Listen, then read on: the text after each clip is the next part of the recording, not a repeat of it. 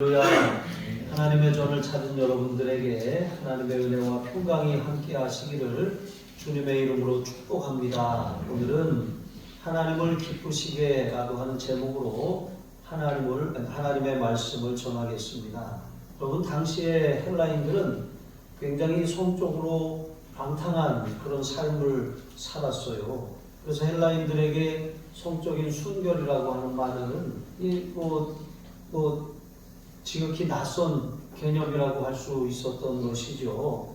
그런데 헬라 문화의 이런 한복판에 데살로니가 교회가 세워져 있습니다. 이 데살로니가는 로마의 축소판이라고 할 수 있는 그런 이 전략적인 요충지에 로마와 같은 도시로 세워졌던 것이죠. 그런데 그 가운데 있는 교회, 데살로니가 교회는 이러한 그 문화에 대해서 자유로울 수가 없었던 것이죠. 여러분, 우리가 예수님을 믿는다고 해도 본성을 따르던, 옛사람의 본성을 따르던 그 습관이 하루아침에 변하는 것은 아니에요. 우리는 거듭난 이후에 이제 자라가는 것이죠.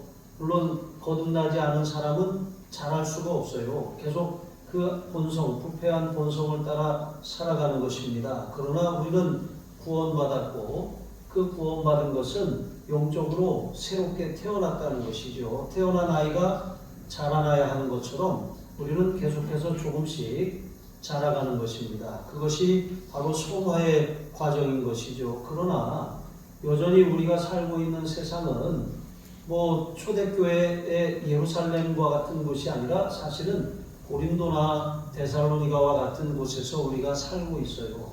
그러니까 이런 환경 가운데서 우리도 연약하여서 언제든지 그런 유혹을 받을 수도 있고 넘어질 수 있다라고 하는 것이죠. 그래서 베드로후서 2장 5절로 7절에 보시면 마지막 때를 살아가는 두 종류의 그리스도인들의 모습에 대해서 이제 베드로가 우리에게 전하고 있습니다. 한 사람은 누구입니까?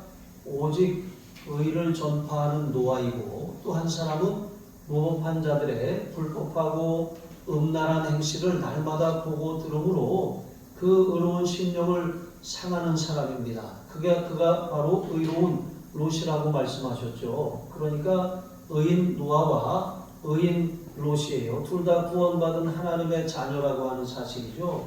둘 다 세상 한복판에 살고 있지만 한 사람은 의를 전파하며 오히려 세상에 거룩한 영향력을 끼치며 살았지만 한 사람은 세상의 물이 자신의 영혼까지 들어와서 그 심령을 상하고 고통스러워하고 괴로워하는 삶을 살았다는 것이죠. 여러분, 이 두 가지 삶의 모습이 오늘날 그리스도인들을 이렇게 나눌 수 있는 모습입니다. 우리는 하나님을 기쁘시게 하는 삶이 바로 노아와 같이 우리의 그런 이 환경 가운데서 의를 전파하는 삶을 살아가는 것임을 여러분 기억하시기 바랍니다. 의를 전파하는 삶, 하나님을 기쁘시게 하는 이러한 삶의 몇 가지 특징을 살피며 은혜를 나누겠습니다. 첫 번째로 바울은 음행을 피하고 정결하게 하는 삶이 우리 하나님을 기쁘시게 하는 것이라고 말씀하고 있습니다. 하나님의 뜻은 거룩함이니 곧 음란을 버리라고 말씀하고 있는 것처럼 하나님께서 구원하신 우리 성도들을 향한 하나님의 뜻, 그것은 바로 거룩함입니다.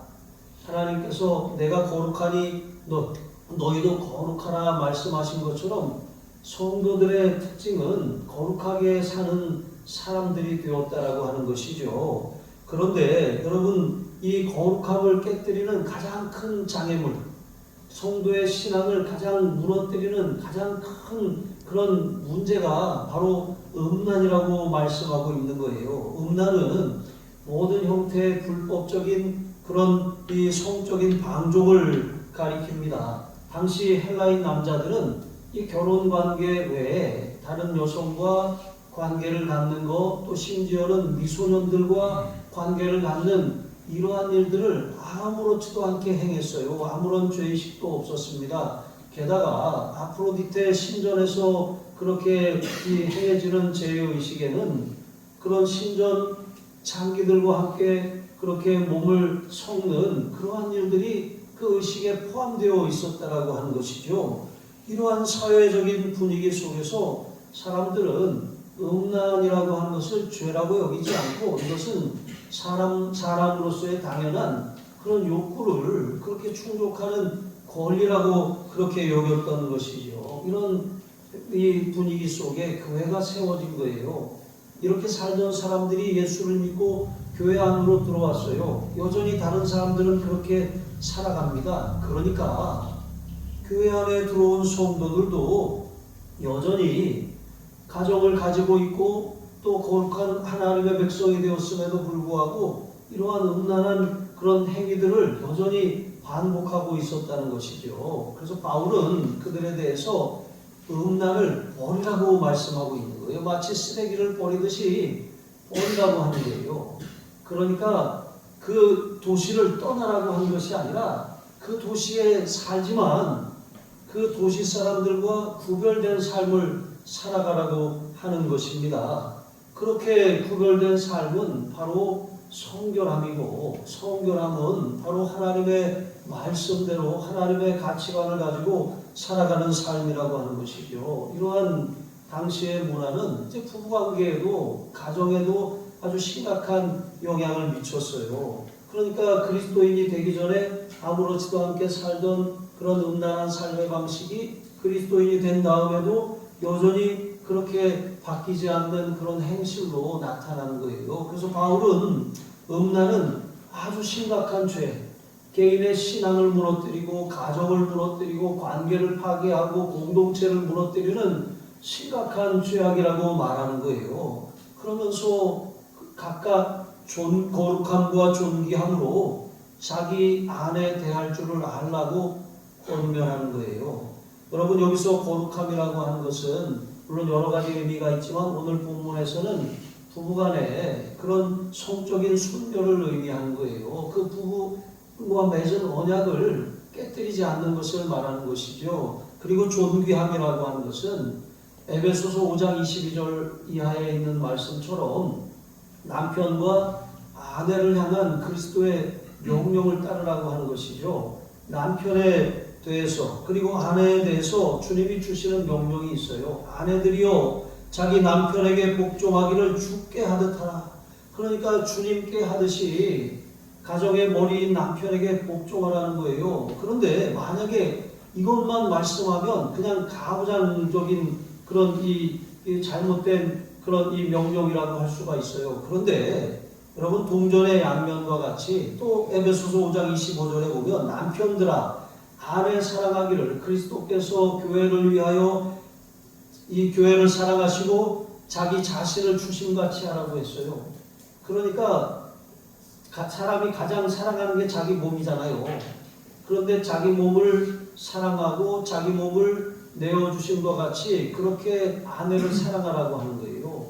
여러분, 복종과 사랑은 동전의 양면입니다. 한 사람이 일방적으로 사랑을 요구할 수도 없고 한 사람이 일방적으로 복종을 요구할 수도 없어요. 이것은 상호 복종이고 상호 존중이고 상호 그렇게 서로 배려하고 순종하는 것이죠. 이것을 주님께서 명령하셨다는 거예요. 그렇게 주께 하듯이 서로를 사랑하고 복종하라고 하는 것, 이것은 부부에게 주신 그런 명령이고 반드시 지켜야 될 서로에 대한 서약이라고 하는 거예요. 그런데 그렇게 하지 않고 이전에 하던 것처럼 신전, 아프로디테 신전에 가서 그 신전에서 몸을 파는 그런 제의녀들과 함께 몸을 섞는 그러한 일들을 아무렇지도 않게 행하고 음식을 나눠 먹고 하는 그러한 일들을 하면서 어떻게 가정을 지킬 수 있냐고 묻는 것입니다. 여러분, 그러므로 우리는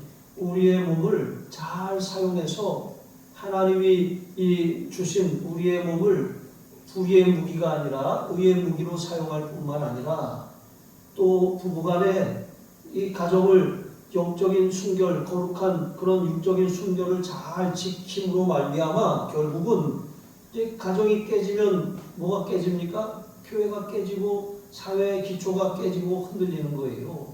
그러니까 가정을 힘써 지키라고 말씀하고 있는 것이죠. 우리도 전에는 하나님을 알지 못하던 때에 여기 이방인이라고 말하는데 여기서 말하는 이방인은 본래는 유대인 외의 사람들을 이방인이라고 그랬어요. 그런데 바울은 이것을 재해석해서 하나님을 알지 못하는 그리스도를 영접하지 않은 구원받지 못한 그런 이 복음 외적인 사람들을 이방인이라고 말하는 거예요. 우리도 전에는 예수님의 피로 속량받기 이전에 우리의 육체의 욕심을 따라 지냈어요. 세상 풍속을 쫓으며 공중의 권세 잡은 자를 따라 살았다는 것이죠. 그런데 이러한 음란한 삶은 우리가 하나님을 모르던 때로 족하다는 거예요. 충분하다는 거예요. 이제는 그렇게 살면 안 된다는 것이죠. 음란은 성전된 성령의 전인 우리의 몸을 더럽히고 우리의 가정을 깨뜨리며 공동체 전체를 심각한 위기에 빠뜨리는 것이기 때문에 음란을 버리라고 말씀하고 있는 것이죠. 호세아 5장 4절에 보시면 호세아 선지자는 음란한 마음이 우리로 하여금 하나님께로 향하지 못하게 방해한다고 했어요. 그러니까 음란이라고 하는 것은 우리의 마음이 이제 나뉘는 거거든요.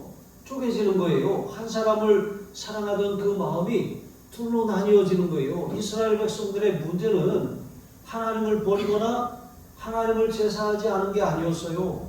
그들은 어느 날 마음이 음란하게 나뉘어져 가지고 하나님도 섬기고 우상도 섬긴 거예요.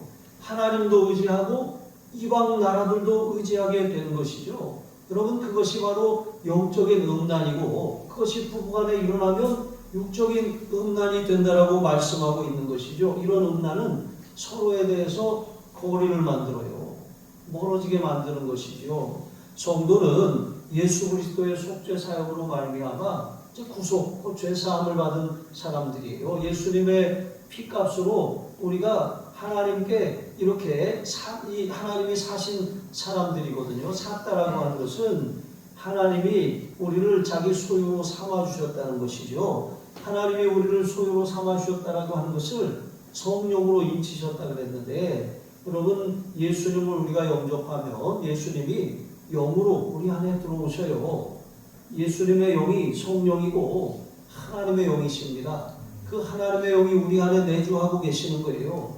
성령이 거하시는 성전이 된 거예요. 우리 몸이 성전이 되는 것이죠. 그러니까 성령의 전인 우리의 몸을 성령께서 계속 역사하시게 하려면 어떻게 해야 됩니까?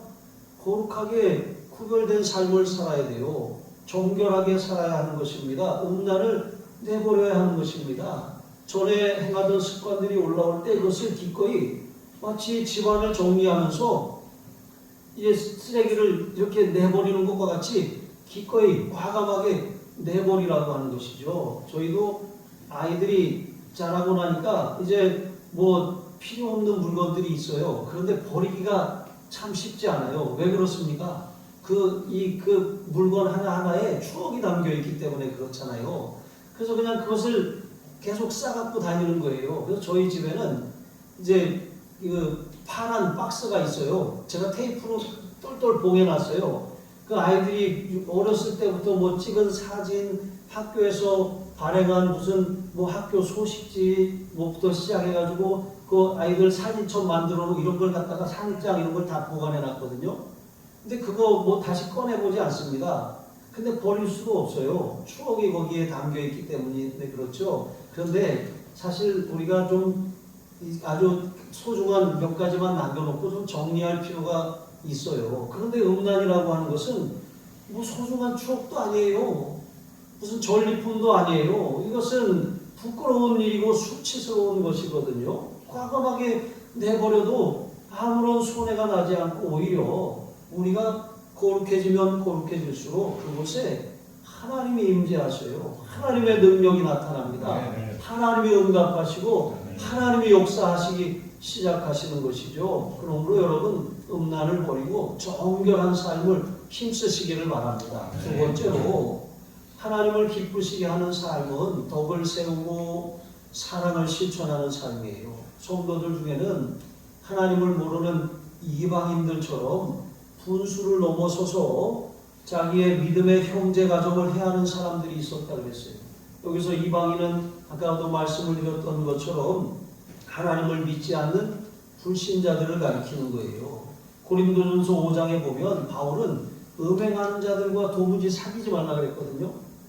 그런데 여러분 처음에 말씀을 드렸던 것처럼 우리가 살고 있는 곳은 예루살렘이 아니라 고린도와 같고 데살로니가와 같은 곳이에요. 그러면 음행하는 사람들과 사귀지 말라고 하는 것은 우리로 하여금 이 도시를 떠나라는 말로 들을 수가 있잖아요. 그런데 바울은 그런 의미로 한 것이 아니에요. 이 세상에 음행하는 자들을 사귀지 말라고 한 것이 아닙니다. 그들은 우리의 전도 대상이에요. 영혼 구원을 받아야 될 사람들입니다. 우리가 사귀지 말라고 한 것은 이미 구원받은 하나님의 자녀가 되었음에도 불구하고 여전히 그 음행의 일을 버리지 못하고 계속해서 끌고 가는 그런 믿음의 형제들을 말하는 것입니다. 그런 사람들을 어떻게 하라고 했습니까? 심지어는 이제 함께 먹지도 말라고 했어요.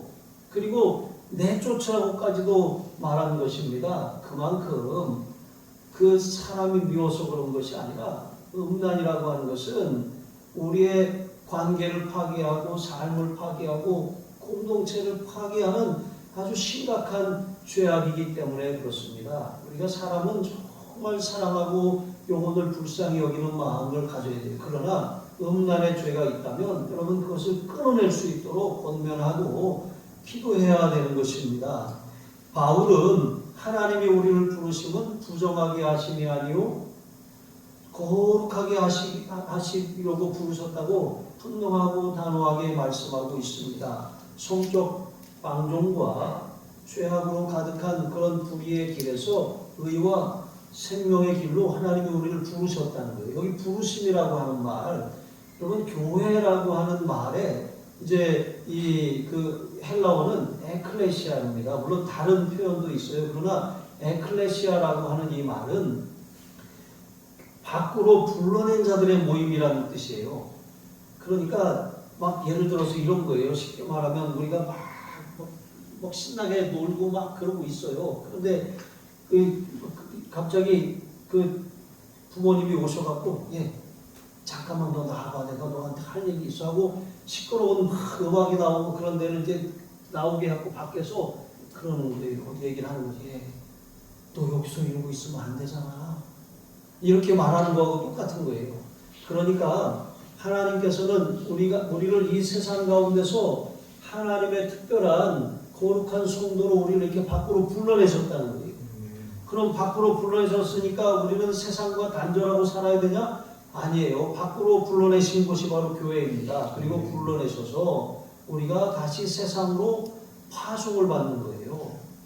그렇게 우리는 부르심을 받았고 다시 세상을 향해서 보내심을 받는 사람들이죠. 그게 바로 교회이고 모이는 교회, 흩어진 교회라고 하는 것의 의미인 것입니다. 이렇게 우리는 세상의 부정한 삶으로부터 하나님이 구별하셨고 구별된 삶을 이렇게 살아야 한다라고 훈련하시고 다시 세상으로 보내시는 거예요.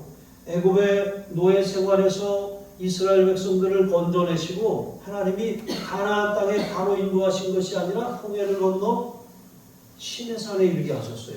그곳에서 하나님과 언약을 맺으셨어요. 마치 결혼하는 부부가 언약식을 맺는 것처럼 그렇게 언약을 맺으셨어요. 그리고 그 증표로 하나님의 백성은 이렇게 살아야 한다라고 하는 율법을 주셨거든요.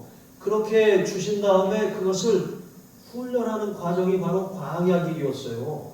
하나님은 광야길을 통해서 애굽의 때를 벗어버리고 하나님의 백성으로 살 수 있도록 시험하시고 연단하시고 훈련하신 거예요. 그렇게 하신 다음에 가나안 땅에 이렇게 심으시는 것이죠. 그곳에 가서 가나안 땅 족속 7족속의 문화가 아니라 세상 문화가 아니라 세상 한가운데 살지만 하나님의 백성으로 살아가라고 그렇게 훈련시키시는 것이죠. 여러분 이처럼 우리는 교회를 통해서 부름을 받고 또 훈련받은 다음에 세상으로 보내심을 받는 사람들이라고 하는 거예요. 그게 바로 에클레시아의 의미입니다. 여러분 그렇게 살아가야 할 사람들이 가정에서부터 실패하면 여러분 삶의 실패가 일어나는 거예요. 그래서 성경은 잠언 5장 15절에 보시면 너는 내 우물에서 물을 마시며 내 샘에서 흐르는 물을 마시라 그랬어요. 그러니까 어디 밖에 한눈 팔고 그렇게 힐끗거리며 돌아다니지 말고 내 아내를 사랑하고 아내를 그렇게 귀하게 여기라고 말씀하고 있는 것이죠. 믿음의 형제의 아내를 탐하는 일, 그것은 사실 교회를 무너뜨리는 일인 것입니다.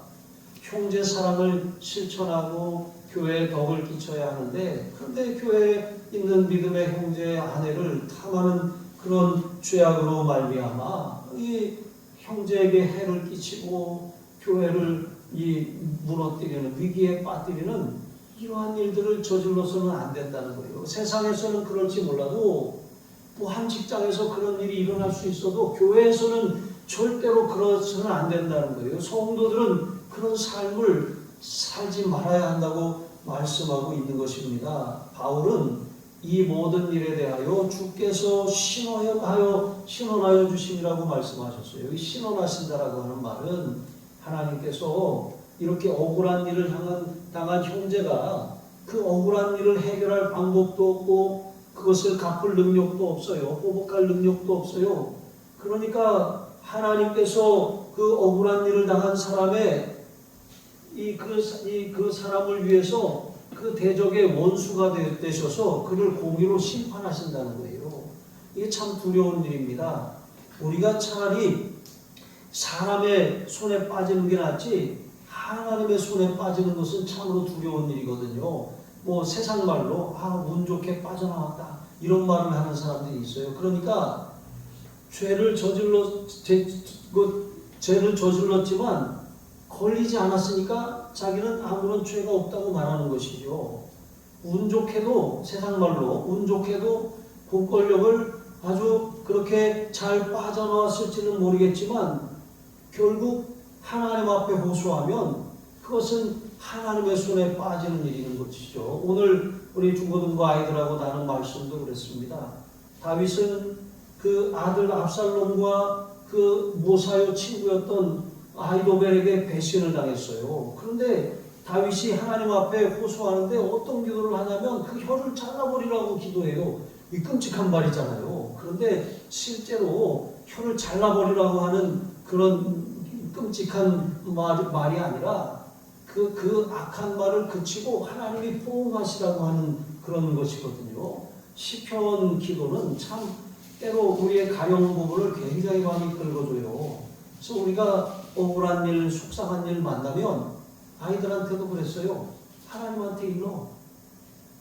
전에는 어떻게 했어? 그럼 엄마한테 일렀어요. 그러더라고요. 이제 하나님한테 일러. 그랬습니다. 하나님이 갚아주셔.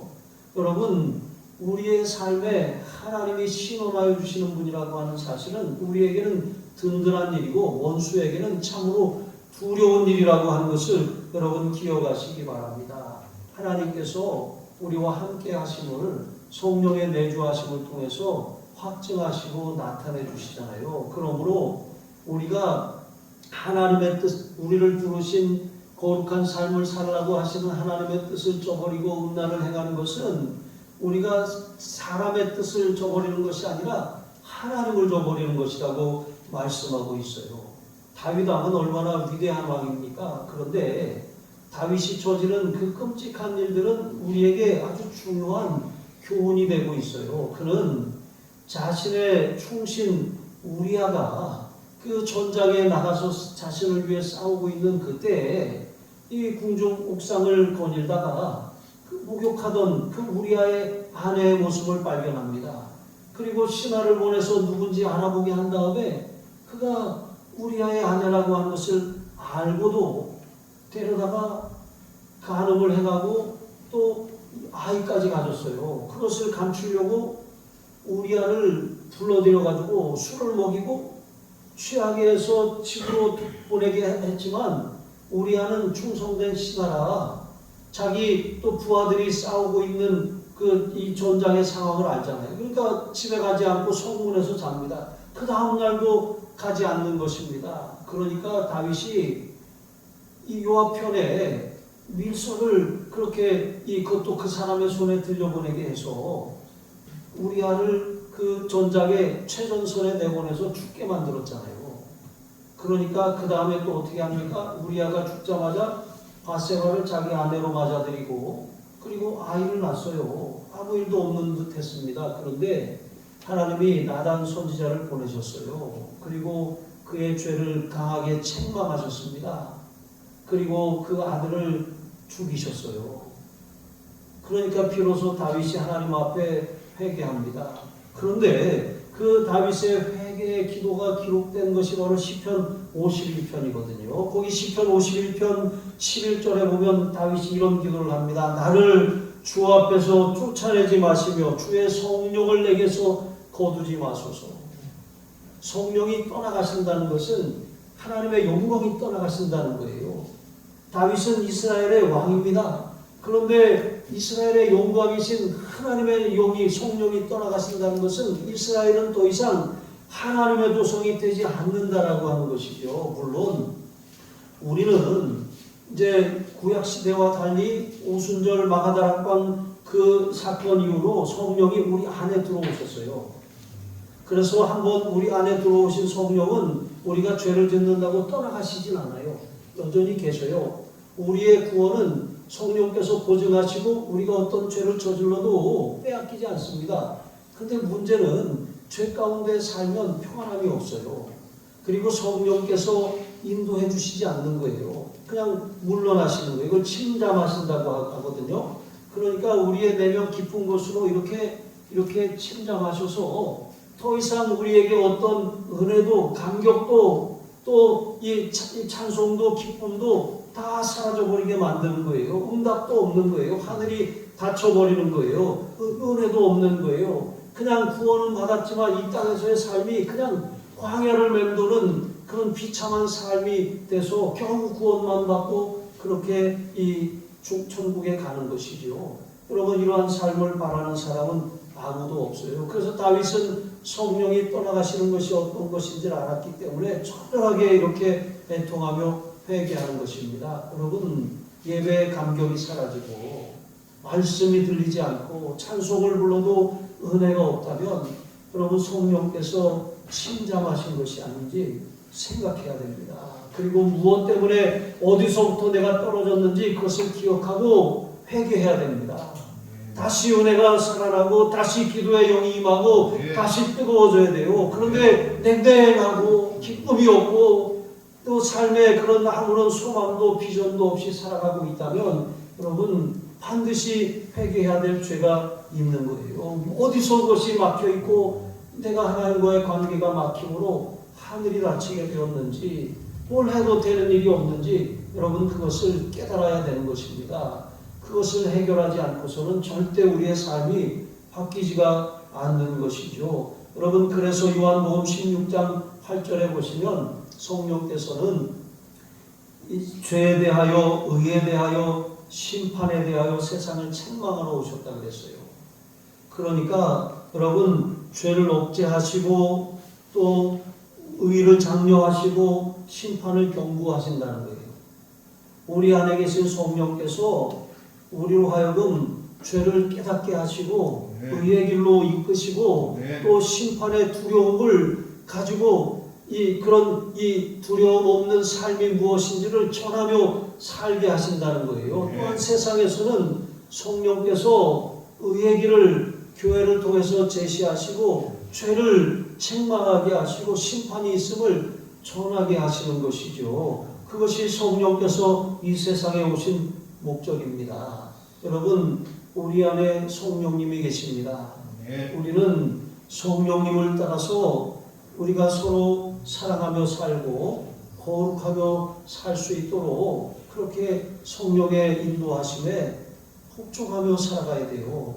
그리고 성령을 근심하게 하는 그런 죄악을 멀리하고 또 생각나게 하셨다면 즉시 회개하고 버리시기를 바랍니다. 세 번째로, 하나님을 기쁘시게 하는 사람은 조용히 자기 일을 하며 존경받는 사람이에요.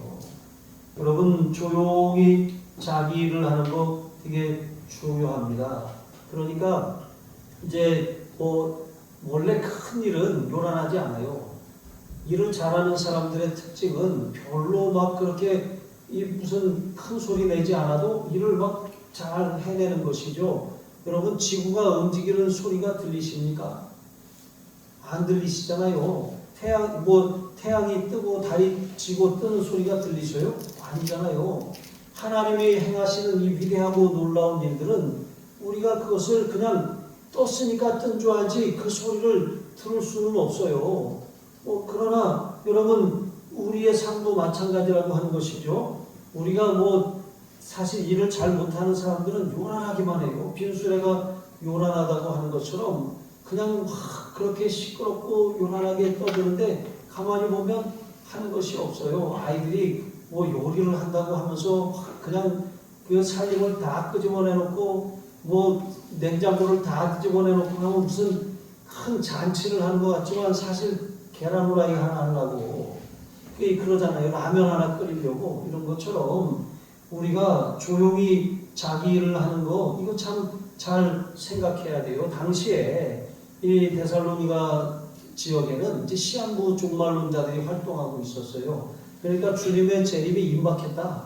그러니까 생업을 다 내려놓고 지금 우리가 집중해야 된다. 전도해야 되고 기도해야 된다. 깨워야 된다. 이렇게 말하는 사람들이 있었던 거예요.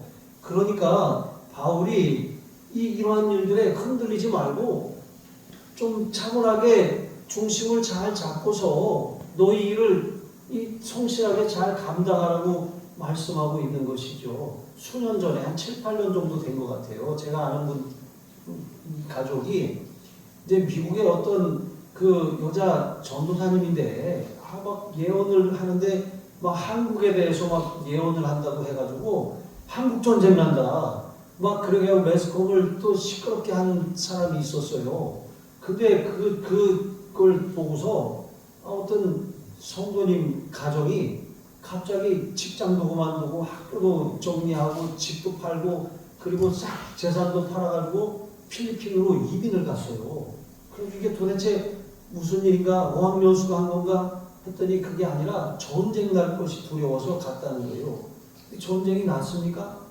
전쟁이 안 났어요. 그냥 차라리 그냥 애들 어학연수 하려고 잠깐 이민 갔다 이렇게 말하는 것이 차라리 낫지 않겠습니까? 여러분 이러한 일들이 있었다는 거예요. 그러니까 막 사람들의 그런 신앙생활 잘하고 있는 사람들을 괜히 막 건드려 놓는 거예요. 지금 이럴 때가 아니라고 막 흔들어 놓는 거예요. 그러나 여러분 묵묵히 조용히 자기 일을 하라고 말하는 것이죠. 자기 일을 하라고 하는 것은 다른 사람의 일에 쓸데없이 간섭하지 말고 내 일이나 신경 쓰라고 하는 거예요. 영어 속담에 마인드 요어 온 비즈니스라고 하는 게 있어요. 네 일이나 신경 써라. 신경 꺼. 이제 이런 뜻이잖아요. 여러분 그런 말을 바울이 하고 있는 거예요. 여기 이 종말이 이제 다가왔다고 하면서 나도 그만뒀으니까 너도 그만둬. 막 하면서 괜히 일 잘하고 있는 사람들의 마음을 흔들어놔서 그냥 일만 만드는 거예요. 다른 사람들도 일을 못하게 그렇게 분란을 일으키는 그런 사람이 있었다는 거예요. 그러나 여러분 우리가 다른 사람들의 어려움이나 형제의 궁핍함을 보면 잘 돌봐야 돼요. 최선을 다해서 우리가 할 수 있는 필요를 채워줘야 합니다.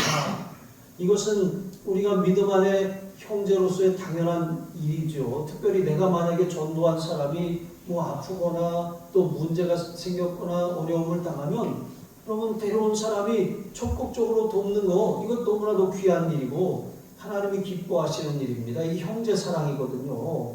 그런데 여러분 이렇게 어려움을 당한 사람들 경제적인 궁핍을 만났거나 아니면 좀 진로를 잃고 막 그렇게 직장을 구하고 있는데 방법이 없는 사람 그래?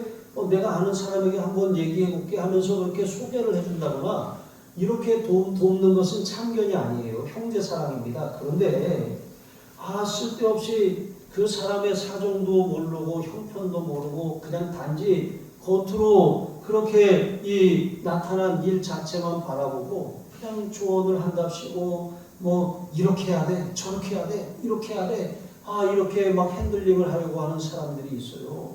여러분 그것은 형제 사랑이 아닙니다. 그런데 그렇게 만약에 내가 그렇게 조언을 했는데 그렇게 안 따라가고 또 어떤 문제가 생기면 이렇게 말합니다. 그거 봐, 내 말 안 들으니까 그렇게 됐지. 여러분 그것은 관심도 아니고 사랑도 아니에요.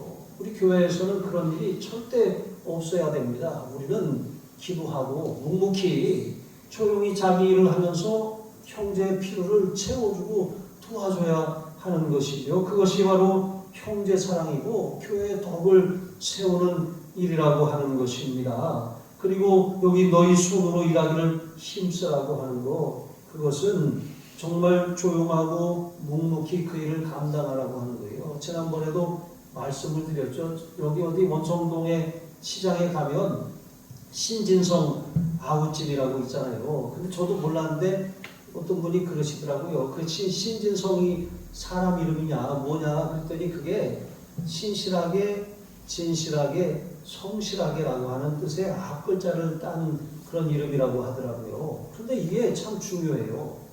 우리가 하나님 앞에 신실한 것은 거룩하신 하나님과의 언약을 지키는 거예요.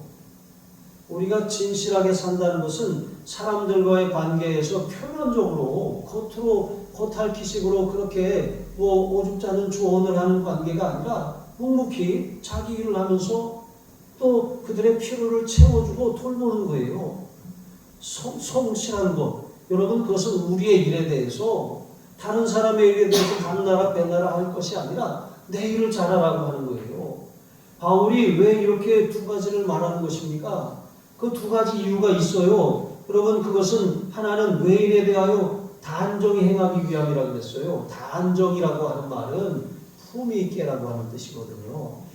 우리가 우리의 삶에 우리 자신을 신실하고 진실하고 성실하게 잘 돌보지 않는다면 품위를 잃어버려요. 그럼 세상 사람들에게 빛과 소금이 되는 것이 아니라 부끄러움이 되는 거예요.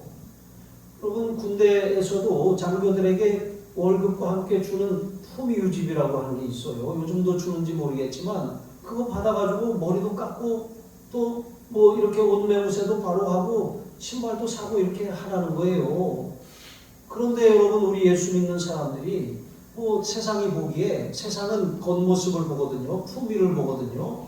그런 품위가 도무지 형편없다 그렇게 여겨진다면 우리는 우리의 말이 그 사람들에게 형편없이 들려질 뿐인 것입니다. 또 한 가지는 아무 궁핍함이 없게 하려고 함이라고 말씀하고 있습니다. 우리는 우리의 일에 신경을 더 집중해야 될 이유가 거기 있습니다. 내가 궁핍하면 하나님의 일을 할 수가 없어요. 내가 궁핍하면 우리가 하나님의 영광을 드러낼 수가 없는 것입니다. 그래서 우리가 외인에 대하여는 단정히 행하고 또 우리 자신에 대해서는 아무 궁핍함이 없도록 신실하고 진실하고 성실하게 살아야 한다는 것입니다. 여러분 요한복음 이제 그 21장에 보면 예수님께서 부활하신 다음에 제자들을 다시 디베랴 바닷가에서 만나셨거든요. 그런데 그곳에서 베드로가 이제 3번 부인한 것 했잖아요. 그러니까 예수님께서 다시 3번 내가 나를 사랑하느냐 물으셨고 내 양을 먹이라 말씀하셨어요. 그 실패한 베드로를 다시 일으켜 주셔서 사명을 주셨거든요. 그러면 너무 고맙고 감사하잖아요. 배신자인 나를 하나님이 써주신 거 너무 감사한데 그러면 충성하겠습니다. 아멘 하면 좋은데 베드로가 뭐라고 하냐면 요한을 딱 보더니 주님 이 사람은 어떻게 됩니까? 이렇게 물어봤어요. 그랬더니 예수님이 똑같은 말씀을 하셨어요. 내가 무슨 상관이냐? 네 일이나 신경 써라 그거예요. 내가 무슨 상관이냐? 너는 나를 따르라. 다른 사람에 대해서 신경 쓰지 말고 자기 일을 잘하고 또 다른 사람이 어려움을 당했을 때 돌보고 살펴야 되는 것이지 이것은 이렇게 하고 저것은 저렇게 하고 잔소리하고 그렇게 하지 말라고 하는 것입니다. 여러분 하나님을 기쁘시게 하는 삶은 대단한 삶을 사는 게 아니에요. 하나님 앞에 신실하게 사람에게 진실하게 또 자기 일에 대하여 성실하게 교회에서나 가정에서나 일터에서나 잘 감당하시는 하나님의 기쁨이 되시는 저와 여러분이 되실 주님의 이름으로 축복합니다. 기도하시겠습니다. 하나님 아버지, 음행을 멀리하고 정결한 삶을 살아 하나님의 축복과 은혜를 쏟아버리는 어리석음을 범하지 않게 하여 주옵소서.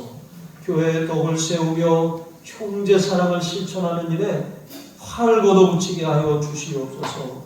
맡기신 일을 묵묵히 성실하게 감당하며 존경받는, 세상에서도 칭찬받는 성도들이 되게 하여 주옵소서. 신실하고 진실하고 성실하게 사는 것이 우리 하늘 가족들의 특징이 되게 하여 주시옵소서. 우리 주 예수 그리스도의 이름으로 기도합니다. 아멘.